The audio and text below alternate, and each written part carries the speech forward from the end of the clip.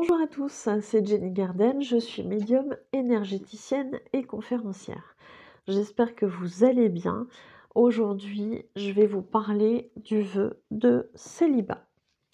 Alors, le vœu de célibat, c'est un vœu qui a pu être prononcé dans une vie antérieure, bien évidemment, par certains membres d'église. Je dis bien certains membres d'église, euh, puisque tous les membres d'église ne prononcent pas forcément ce vœu de célibat. C'est vraiment que sur certaines, je vais pas dire catégories, c'est pas le bon mot, mais certaines catégories, oui, catégories, oui, je trouve pas d'autres mots là tout de suite.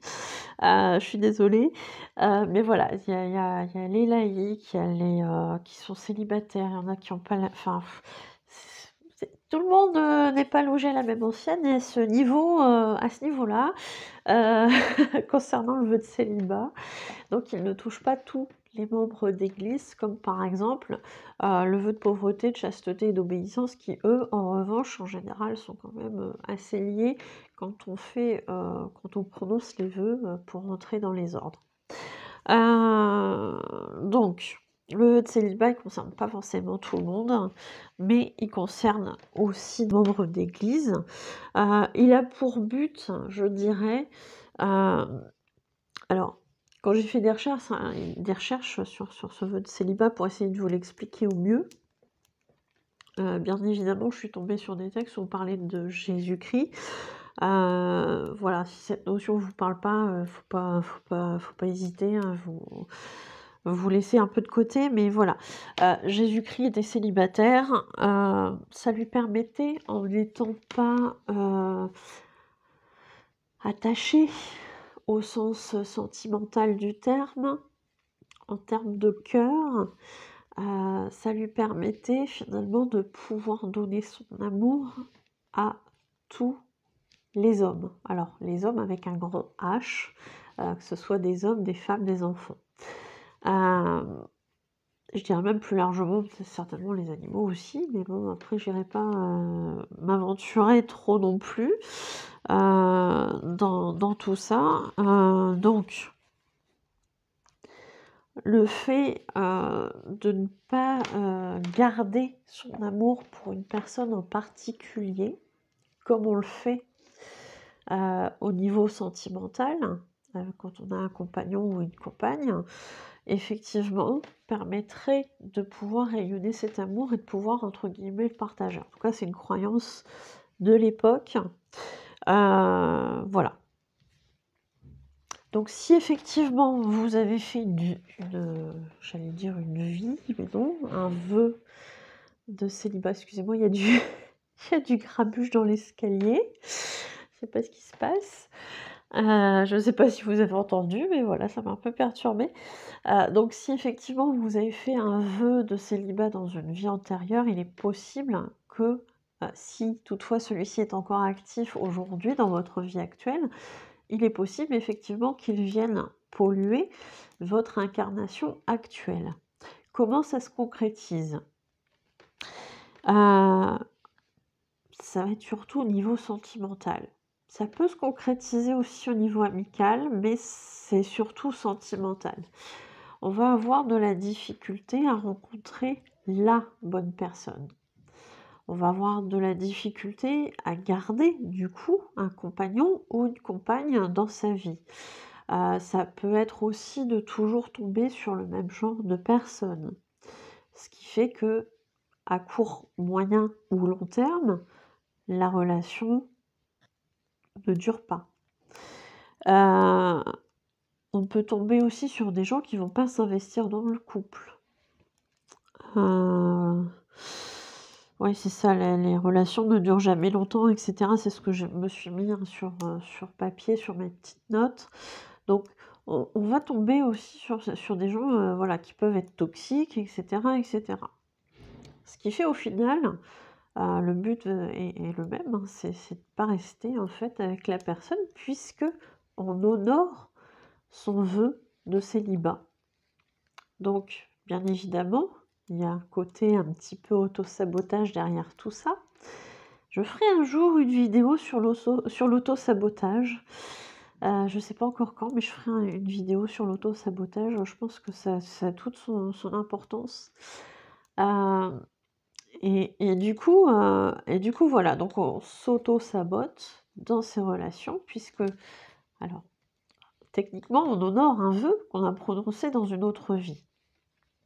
Donc on le fait pas, consciemment de saboter au niveau sentimental, mais voilà, on le fait dans cette vie actuelle sans savoir pourquoi, mais au final, inconsciemment, on honore un vœu qu'on a émis dans une autre vie.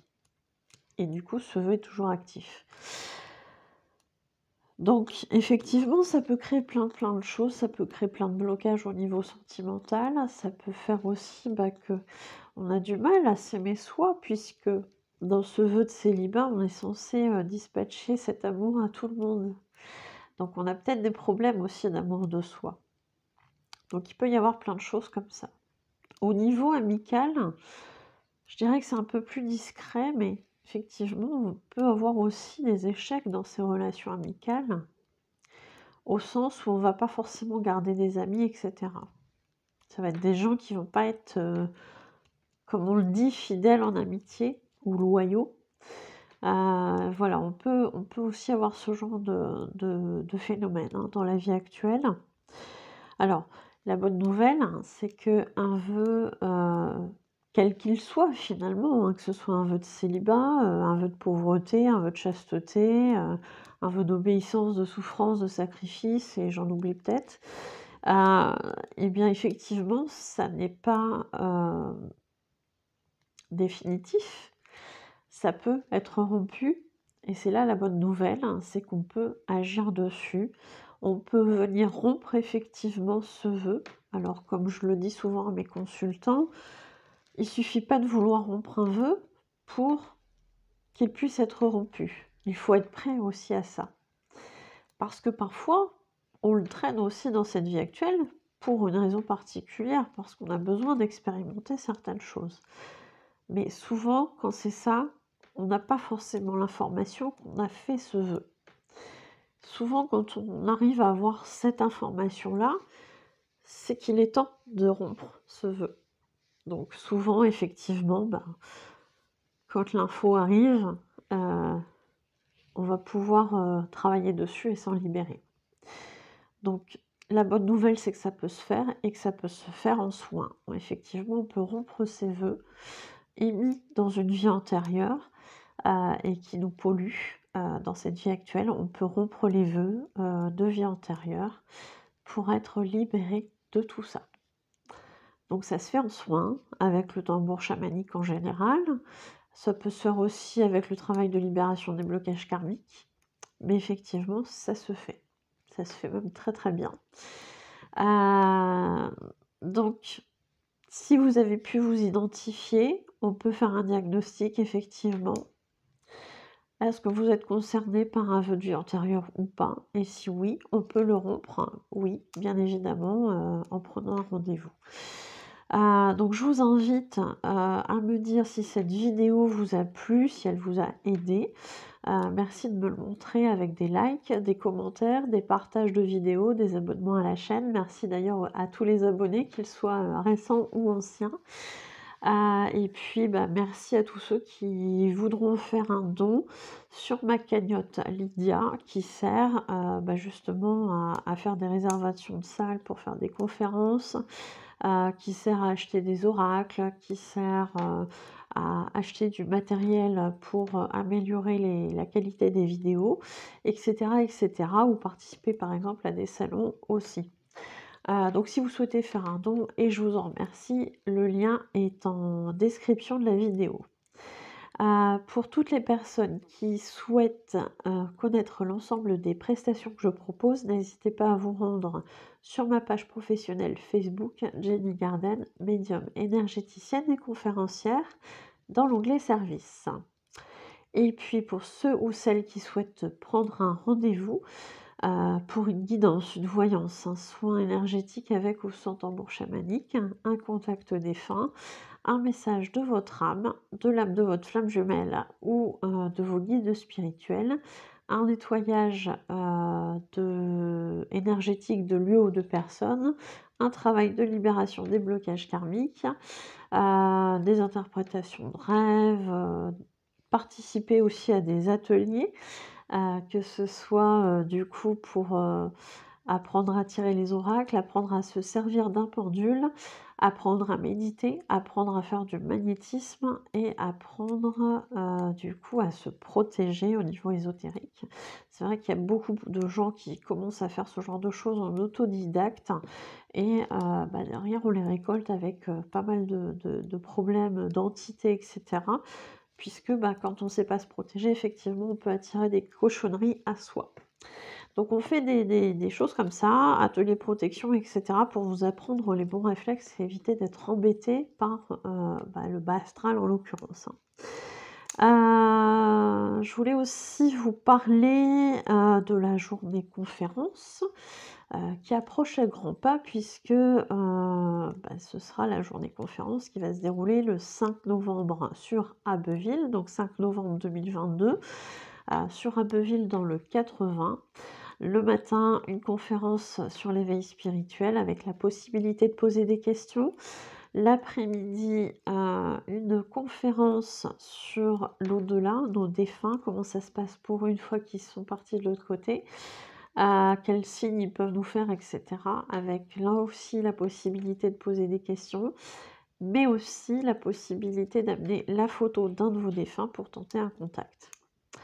Ça se fait donc sur Abbeville, sur réservation. Je vais vous mettre les coordonnées sur YouTube, je pense. Sinon, vous n'hésitez pas, vous me tenez informé de votre souhait d'être inscrit sur les réseaux ou sur ma boîte mail. Voilà, voilà.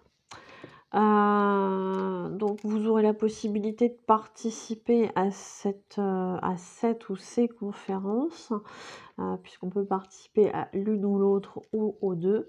Voilà, en étant inscrit tout simplement. Il faut qu'on réserve une salle en fonction du nombre de participants. Donc le lieu ne sera communiqué que quelques jours avant la conférence.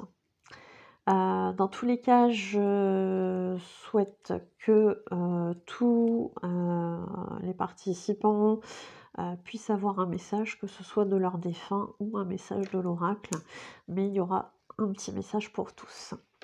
Donc n'hésitez pas à vous manifester pour le 5 novembre sur Abbeville. La conférence sera animée par moi-même et par Nicolas. Voilà, donc je vous remercie de votre écoute, je vous souhaite une belle journée ou une belle soirée et je vous dis à bientôt, prenez soin de vous.